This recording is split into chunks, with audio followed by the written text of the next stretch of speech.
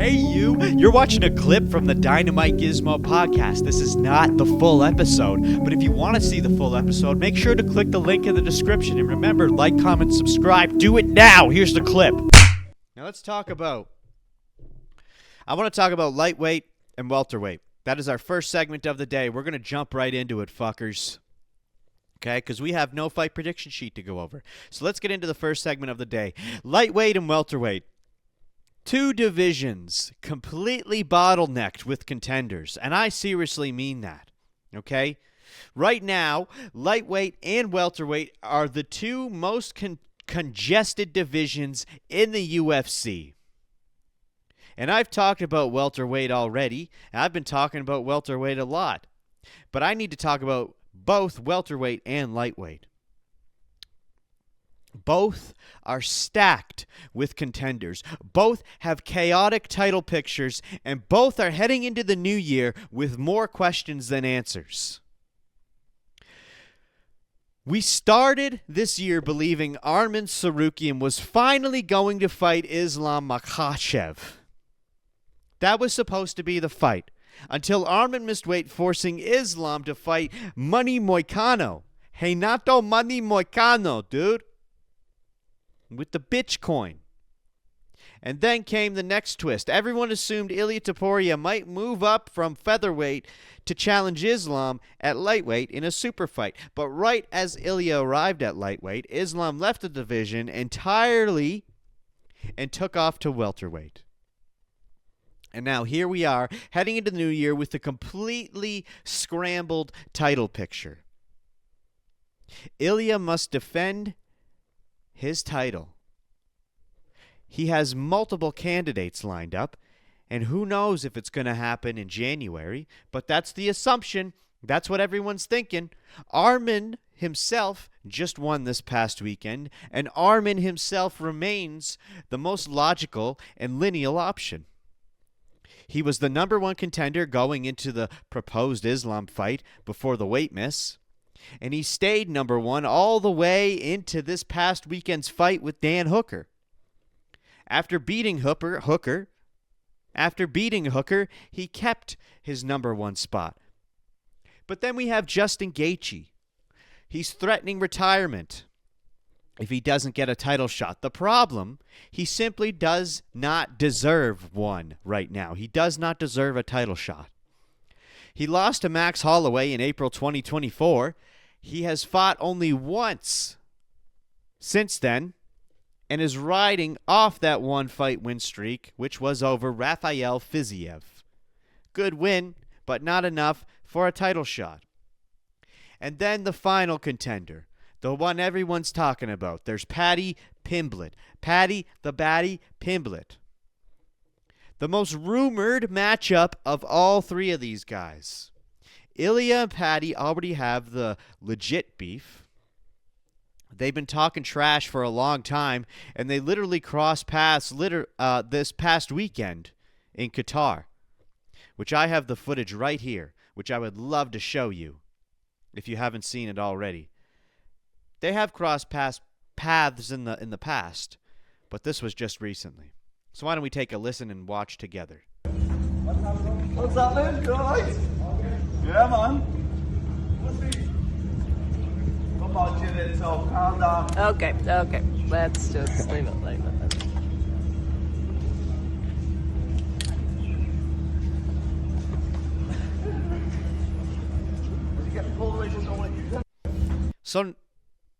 So nothing crazy, okay?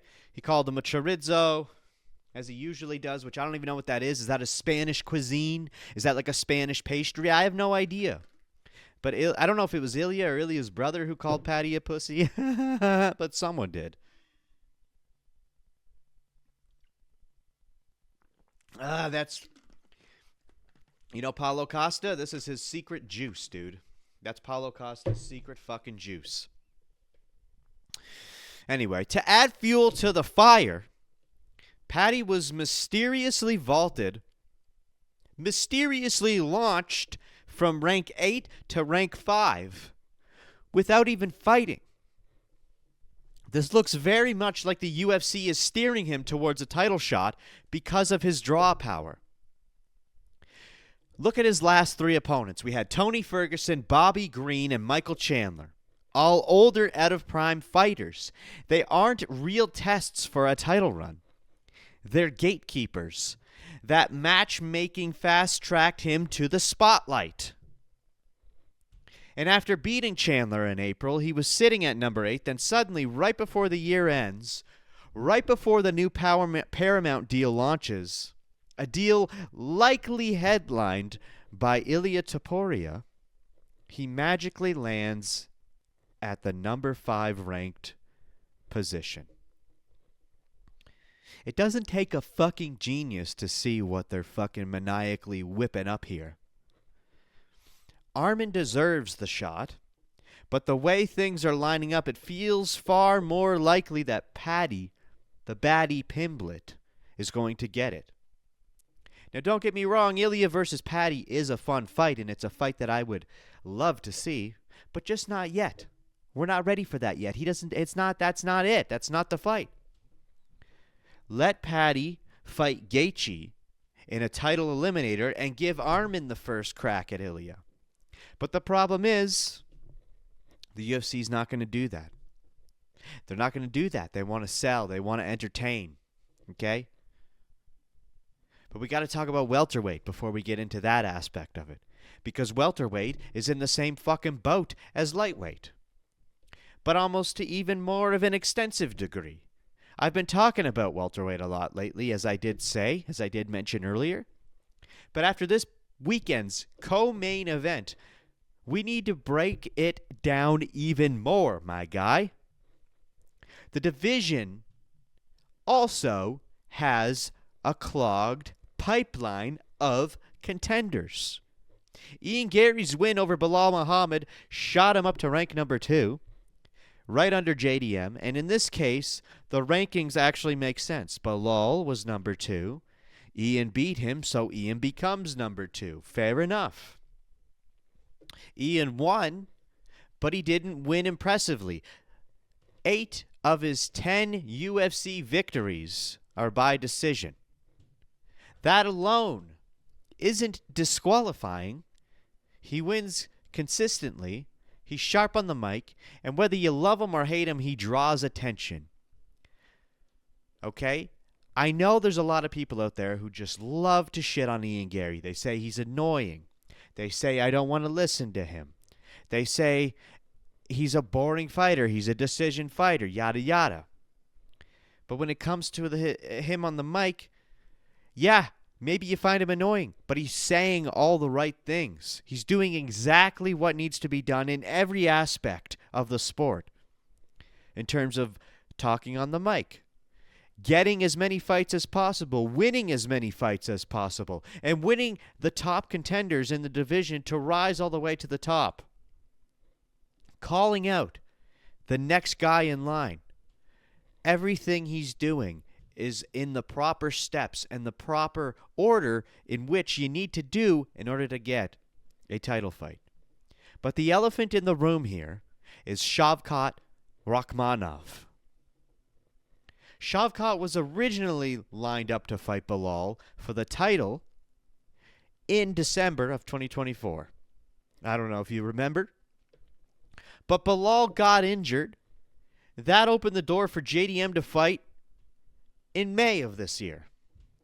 So instead, Shavkat fought Ian Garry in December of 2024. And according to Shavkat, he entered that fight injured. And he made the injury worse and required multiple surgeries afterwards, yet he still won. That's the biggest factor here. Ian Garry is undefeated except for Shavkat. Shavkat is undefeated overall. And he's planning a return early next year. He's 19-0 with only one decision win. Every other win that he's had is either a submission or a knockout. And that one decision win was against Ian Garry. Many, myself included, believe Shavkat is the only one who could truly give Islam the hardest fight in the division. So is inactivity really the only thing holding him back from a title shot? I'm talking about Shavkat. Because if it wasn't for the fact that he's been out for a year, he either would have had the title by now or right there going and getting the title. And up until this past weekend, Shavkat was still ahead of Ian Garry in the rankings. Now Ian sits one spot ahead of him.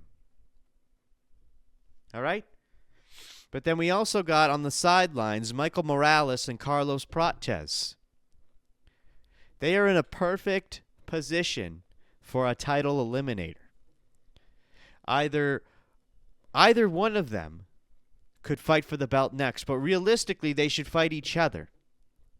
They are the two most exciting welterweights out there out of the entire group mentioned so far. When you look at everything together, this is the most realistic scenario. Ilia will probably fight Paddy Pimblett. Entertaining but not deserving. And Islam Makhachev will probably fight Ian Garry. Deserving but not very entertaining. This is the UFC. Yes, these are elite athletes fighting for real stakes, but it's also, as I've said many a time in the past, sports entertainment. Star power, storylines, personality, marketability, influence. It all is something that is determined when it comes to matchmaking. And I'm not saying these fights are guaranteed, but it absolutely looks like that's the direction things are heading. Which contender do you actually think deserves the next title shot more? Arman Tsarukyan at lightweight or Shavkat Rakhmonov at welterweight? Or neither? Oh, I inhaled some dust. Tap here to watch the full episode of the Dynamite Gizmo podcast.